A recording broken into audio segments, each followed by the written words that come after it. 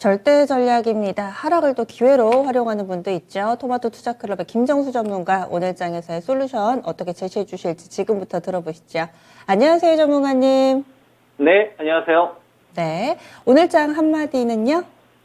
오늘 장 한마디는 핵심 키워드, 반도체 가격 상승, 그 다음에 물가 인상, 네. 그리고 환율, 이렇게 세 개 정했습니다. 그러면 하나씩 좀 설명을 해주세요. 앞서 이 수요일날 절대 전략에서 제가 제시해드린 이 키워드는 신용청산입니다.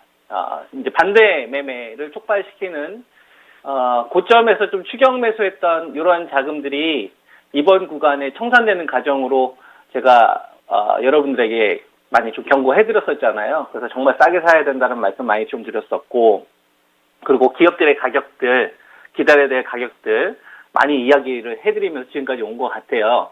그리고 나서 신용청산과 관련된 부분을 언급하고 나서 정말 많은 부분들이 됐고, 한 3조 이상, 한 3주 이상의 청산이 됐으니까 코로나나 리먼 때 버금가는 물량들이 아주 짧은 기간 내에 청산이 된 겁니다. 그리고 나서 이제 또 재차 반등하는 흐름들이 나오잖아요.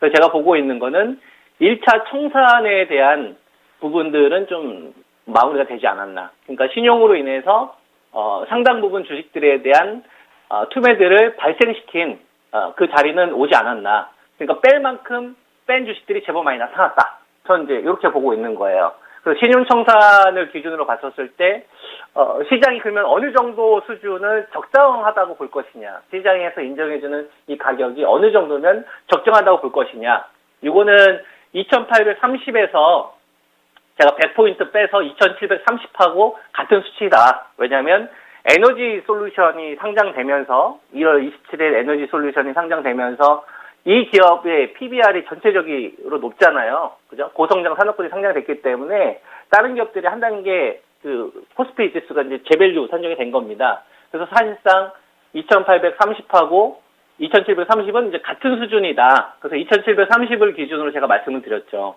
2730을 기준으로 해서 위로 올라가면 올라갈수록 기대 수익률은 떨어지는 거고, 아래로 떨어지면 떨어질수록 기대 수익률이 높아지는. 그러니까 2730을 기준으로 내가 프리미엄을 얼마만큼 빼면서 살 것이냐. 지금은 굳이 저는 프리미엄을 주고 살 필요는 없다고 생각을 하거든요. 시장 전체적으로 보면 외국인들이 돈 싸들고 도망가고 있는데 굳이 여기에 대해서 나 혼자 비싸게 살 필요는 없잖아요.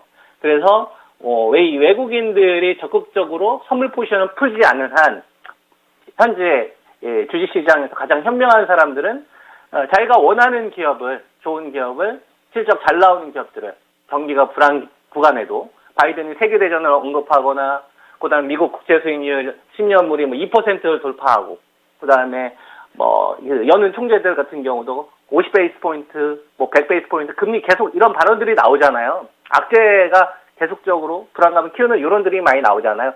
그럼에도 불구하고 돈 벌 수 있구나, 이 기업은. 그러한 그 기업에 대한 신뢰도가 있어야 돼요. 그런 기업들을 내가 얼마만큼 좋은 가격에 모실 거냐. 단가를 낮출 수 있는 그런 기회로 우리가 활용을 하려면 그런 가이드가 있어야 되지 않겠습니까? 그래서 그 기준으로 제가 2730을 이야기를 해드리는 거고, 여기서 종목들의 위치가 너무 달라요. 종목들의 위치가 너무 달라서 이 종목들을 현재 모멘텀이 증가하고 있는 요인들이 발생하느냐, 그렇지 않느냐를 놓고서 그 기업에 대한 전략을 세우는 게 전 심플하지 않냐. 저는 이렇게 보는 겁니다. 그리고 현재 시장에 대한 전체 체감 지수가 높아지려면 이 환율을 건드려야 된다고 보거든요. 예, 환율. 그러니까 지금 보게 되면 환율이 지금 1,200원 정도 되잖아요. 그러면 다시 1,185원 정도에서 한 80원 정도 전 기준으로 보고 있는데, 이 자리가 무너졌었을 때 그때는 약간 조금 더 비싸게 사도 되고, 그 다음에 시장에서 인정해주는 가격이 한 10,000원이라고 한다면 그 근처에서 사도 된다 이거죠. 근데 지금은 이 환율과 관련된 이런 요건들이 충족되지 않은 한 10,000원짜리 주식을 10,000원에 살 생각하지 마시고 최소한 8,000원이나 7,000원에 사야 그나마 기대 수익률이 이제 나온다. 이런 것들에 대한 그림이 잡혀져 있어야 될 것 같아요. 그래서 그걸 가지고 현재 시장에 대한 이 키워드를 잡고 전략을 세우는 게 어떻게 했느냐, 이렇게 이제 보는 건데, 그러면은 아무래도 모멘텀이 없는 것보다는 있는 게 좋잖아요. 2730을 기준으로. 그러면은 모멘텀이 어느 쪽에서 클 것이냐를 생각을 해보면 첫 번째, 물가 인상이라는 키워드를 전 버리기 어렵다고 생각합니다. 올해. 예, 우리 생필품 가격 올라가는 것도 그렇고, 그래서 제가 중장기 매수 관점을 작년도부터 이야기해드리고, 최근에는 이제 음식을 많이 이야기해드리잖아요. 그래서 이제 아모레퍼시픽도 이것도 이제 수익으로 다 돌아섰을 겁니다. 17만원 정도 이제 들어가셨던 분들도. 그래서 아모레퍼시픽이나 아모레지나 이제 중국 소비 관련된 주식들이 하나둘씩 다 올라가고 있거든요. 그리고 카지노, 파라다이스 조금 더 확대되고 있는 거죠. 그리고 호텔 신라, 면세점 관련된 업체들도 이번 구간이 좀 대안이 계속되는 흐름, 바닥에 턴되는 흐름들이 나오는 것 같고요.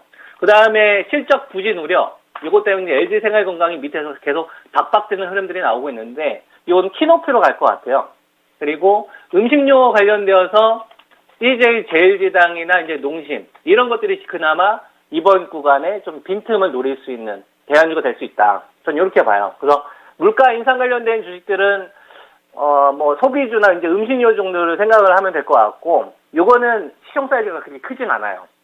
그래서, 시장이 좀 하단 박스에 있었을 때, 좀 대안 정도는 대할 수 있다. 그래서, 이번에는, 이 중국 소비주나 이 화장품과 관련된 중장기 매수 관점을 유지하시면서, 이런 기업들을 어떻게 내가 단가를 낮추게 맞을 것이냐, 요 싸움이라고 저는 일단 하나 보고 있고요. 물가 상승은 이런 섹터로 이제 이어지면 되는 거고, 그 다음에, 반도체를 빼놓고 이야기를 할 수 없을 것 같습니다. 웨스턴 디지털하고 이제 키옥시아 웨이퍼 생산하는 과정 속에서 오염이 발생돼가지고 그것 때문에 이제 반도체 관련된 주식들이 이번 구간에 저는 더 굳어진 것 같아요. 중심 역할로. 그래서 전체 생산하는 규모도 꽤 큽니다.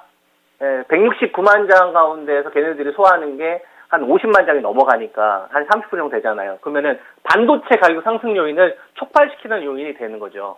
그러면 모멘텀이 없는 것보단 있는 애들이 훨씬 더 낫죠. 그래서 삼성전자는 제가 3,000에서 2,600 이 구간, 이 엄청나게 폭락이 나온 구간에서도 여러분들에게 말씀드렸지 않습니까? 74,000원대 사도 된다고. 그러니까 굳이 많은 주식들도 있겠지만 이런 좋은 기업을 가지고서 내가 얼마만큼 단가를 잘 맞춰서 하느냐, 이게 더 중요한 것 같아요. 삼성전자 하는 사람들이 사실 이번 구간에 편안하거든요.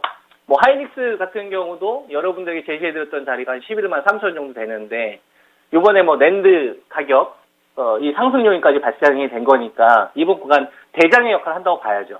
다만 이거를 지금 내가 추가 매수한다거나 따라갈 수는 없으니까, 신규 회원님들의 입장에서는, 그죠? 다른 대안주를 기다려야 되겠죠. 그러려면 반도체 장비나 소부장 관련된 섹터들을 잡으면 될 것 같아요. 예를 들면 솔브레인 같은 거, 그 다음에 한솔 케미칼 같은 거, 랜드 수혜를 보는 애들, 그 다음에 테스나 이런 애들 있잖아요. 원익 아이패스.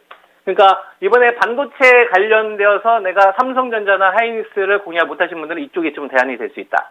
이런 말씀을 좀 드릴 수 있을 것 같고, 반도체 가격 상승 요인을 가져오는 거죠. 자, 그 다음에 우리가 이제 언택트 관련되어서도 좀 제가 말씀을 좀 많이 드려야 될 것 같은데, 네이버는 이제 제가 30만원 깨지는 자리까지 기다렸다가 매수 의견 좀 드렸었고, 그 다음에 이제 카카오도 사도 된다라는 말씀 좀 드리면서 왔지 않습니까?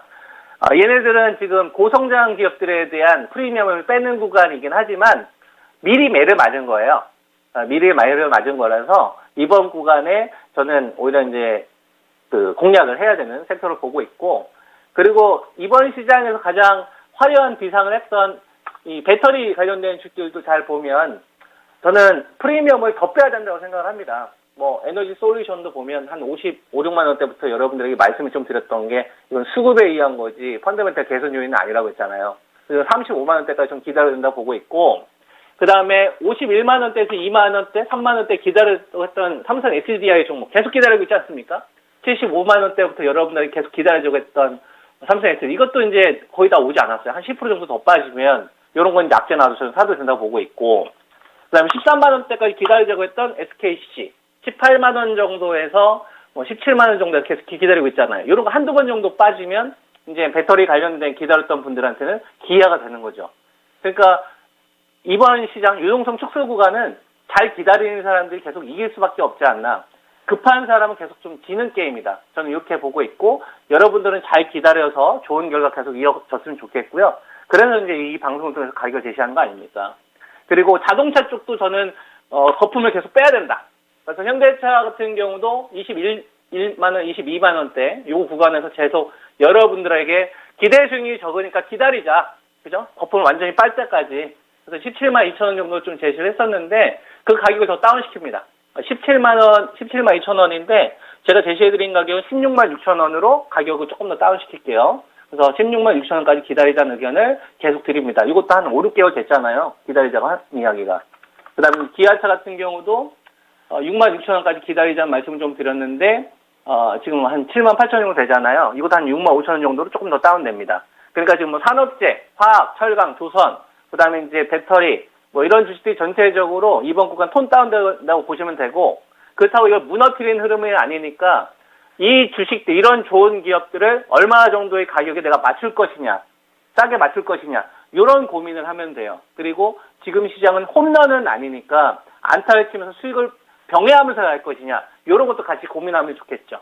그래서 지금 주식 투자하시는 분들은 외부 변수 요인들이 지금 너무 많기 때문에 좀 그 주변 기업이나 아니면은 실적이 좀 부진한 기업이거나 아니면 소형주들 같은 경우는 불안해서 잠 못 자요.